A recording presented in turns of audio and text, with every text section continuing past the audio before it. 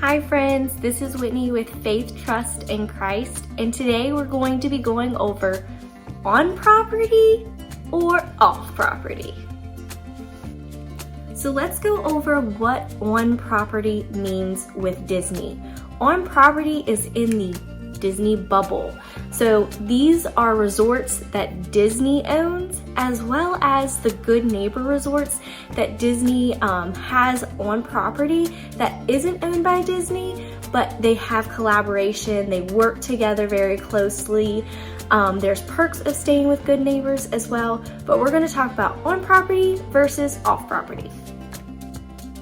So staying off property and the pros. So number one, you're going to save a lot of money if you stay off property. You typically get a better deal than what you would get at Disney. You also get a lot more room, whether it be in a hotel room where it's more space, or if you rent a home.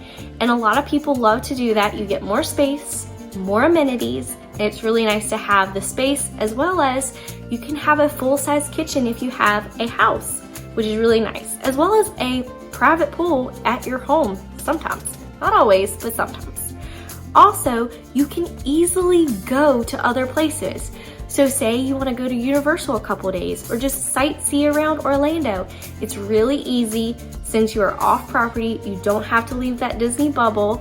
Since you're already out of there, you can go sightsee and visit other places, as well as you can stop in and get groceries whenever you need them, which is another perk to staying off property. You can also access your own car, or if you rented a car, you have that access. You're easily able to transport yourself and your family. So the pros to staying on property at Disney: you're close to the parks. It's really nice at how close you are to those parks. You kind of take it for granted if you do ever stay off property. So you're close to those parks. It's really nice. In some resorts, you can actually see the parks. Magic Kingdom, you have the monorail resorts, and you can purchase a theme park room view, and you can look at those beautiful park views. Also, if you stay on property, you get early entry, which is really nice. It's 30 minutes ahead of everyone else who stays off property, and you get a rope drop time, and you can go ride other rides, and the park is typically less crowded. Now, if you stay at deluxe resorts, you get kind of the same thing, but it's at the end of the night.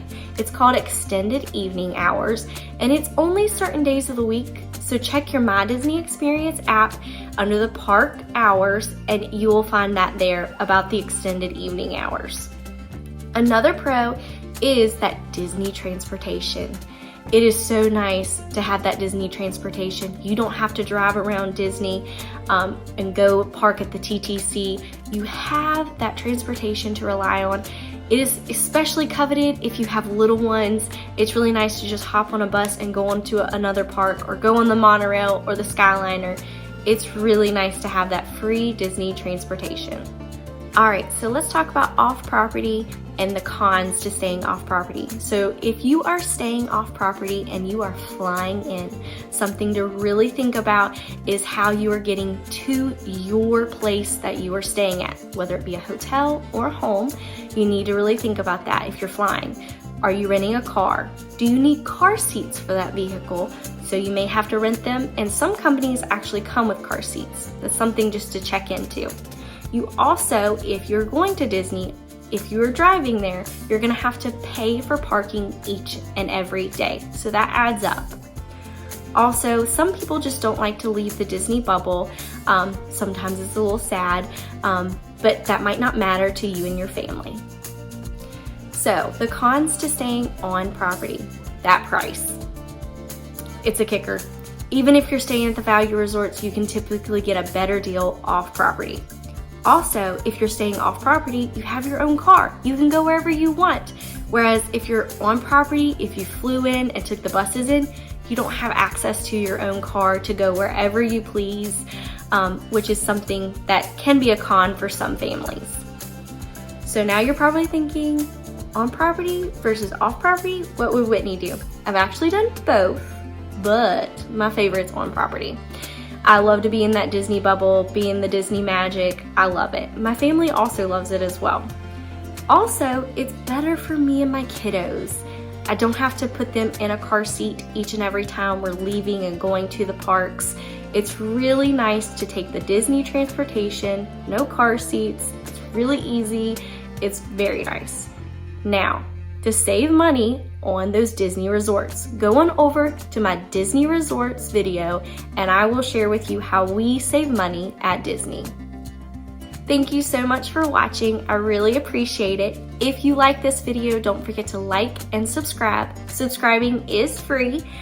It would really help me out. And if you have a family member or a friend who loves Disney content or just goes to Disney or is a Disney newbie, send my page on over to them. I'd really appreciate it.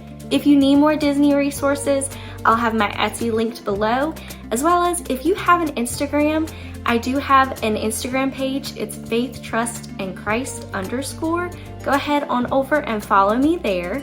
I hope you have a blessed day and we'll see you real soon.